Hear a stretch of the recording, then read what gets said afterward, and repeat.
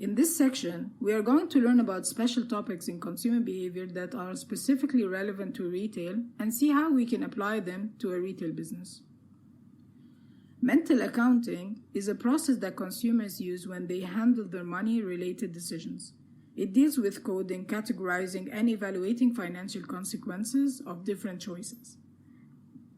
According to the prospect theory, consumers tend to look at decision alternatives in terms of gains and losses.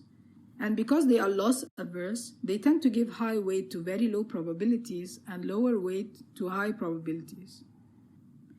While applying the mental accounting process, consumers tend to segregate gains, integrate losses, integrate smaller losses with larger gains, and segregate small gains from large losses. Let's see some examples so we can clarify all those actions. Because consumers segregate gains, when you offer them a valuable product, if you list its benefits separately, it will seem to them more valuable because they will assign value or gain to each benefit or feature, and so the sum of the parts in their mind might seem greater than the whole.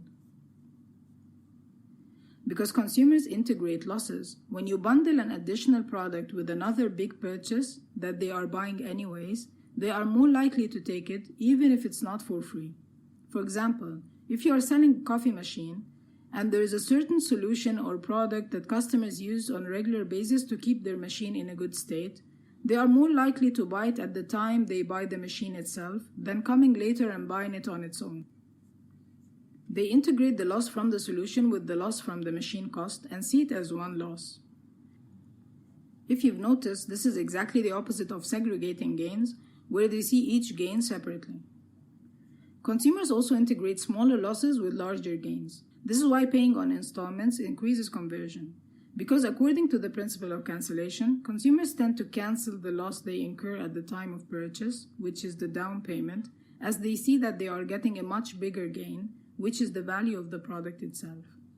Finally, consumers segregate small gains from large losses. This is called the silver lining principle, where consumers segregate a small gain that they get when they buy a big ticket item, such as the case in offering gift vouchers when making a big purchase or passing a certain threshold that qualifies you for the voucher.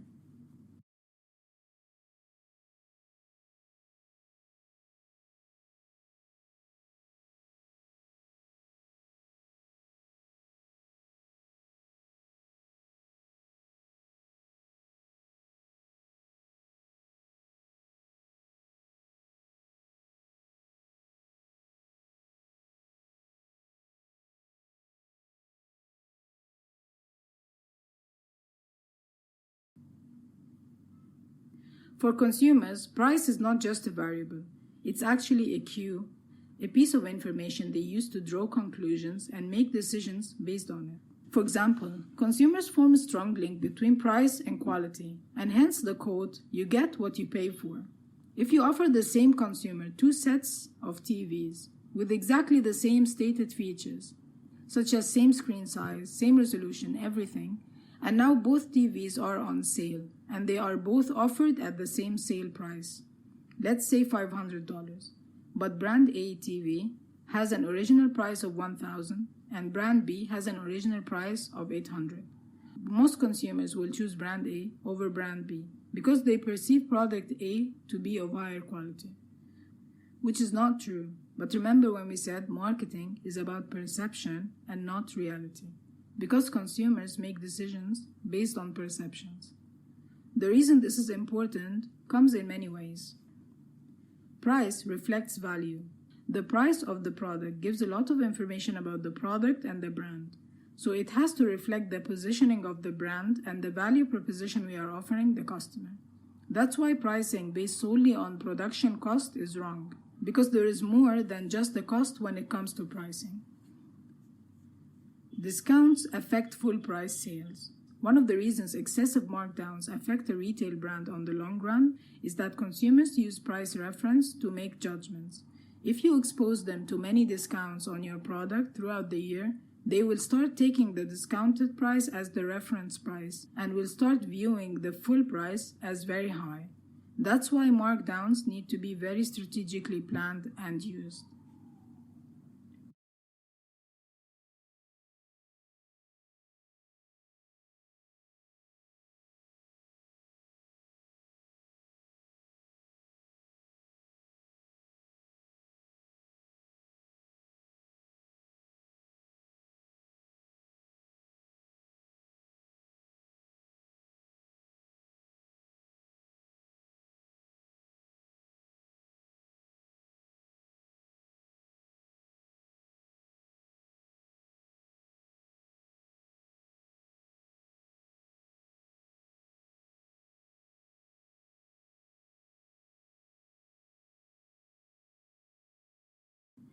We tend to put products into categories and use this to compare alternatives.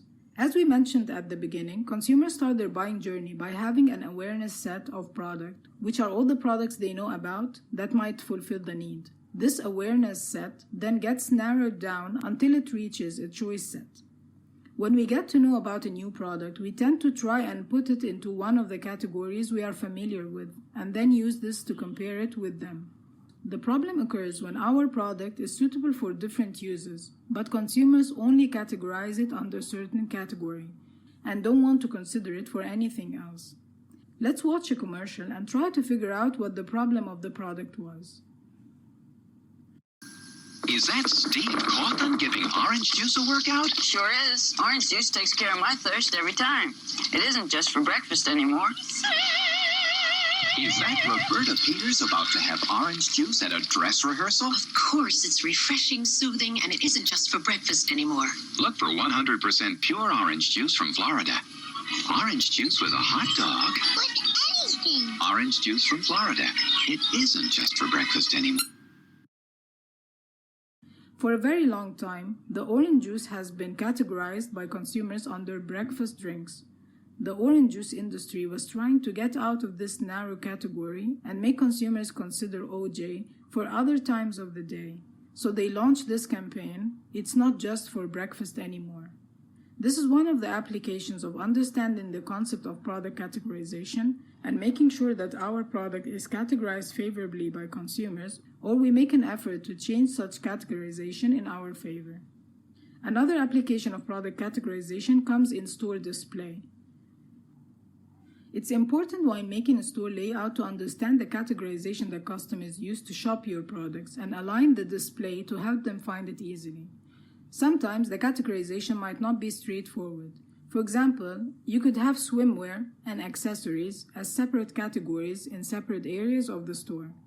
But for a customer shopping for a summer vacation, they both represent part of the summer look they want to shop. So in this case, it could make sense to place suitable accessories such as sunglasses and hats together with swimwear or adjacent to it, so customers can find them easily and shop them together.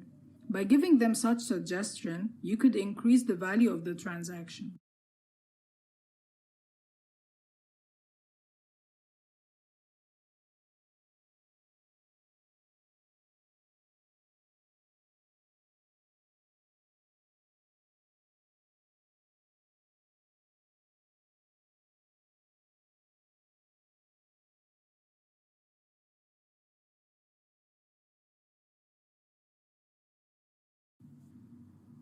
If your sales are growing and now you need to expand your product assortment so you can support more sales, you can have many options, such as adding breadth by adding new varieties and types of products, or adding depth by adding more colors and variations of the existing products.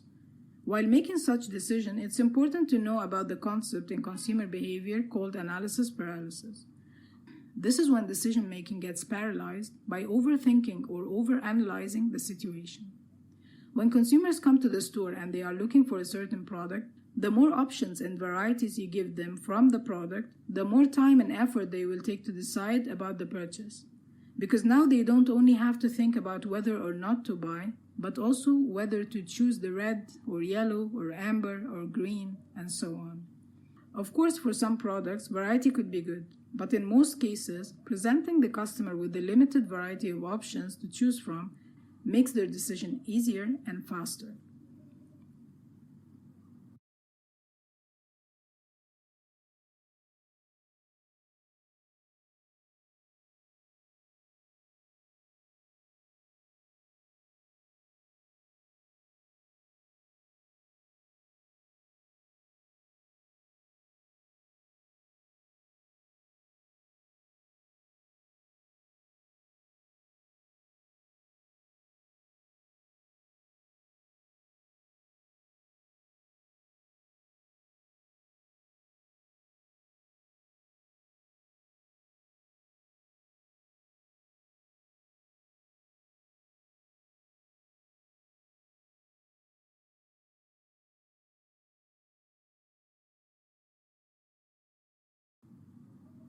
Research has shown that consumers tend to reduce their consumption rate when they have limited inventory of the product and increase their rate of consumption when they have abundance of inventory.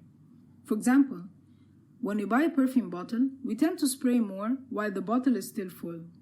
When the bottle starts to get empty, we start spraying less because we are trying to extend the life of the inventory we currently have. However, if we happen to have another bottle of the same product at home, we will not consume smaller portions, because now we know that if we run out of this bottle, there is more inventory at home. This is called the inventory effect. This could be particularly useful for retailers selling consumable products. If you sell your product to consumers in bundles, that is, they buy 2 or 3 packs at a time, you will accelerate their consumption of the product versus if they buy 1 pack at a time. This brings us to the end of this course on consumer behavior. Thank you very much, and see you next time.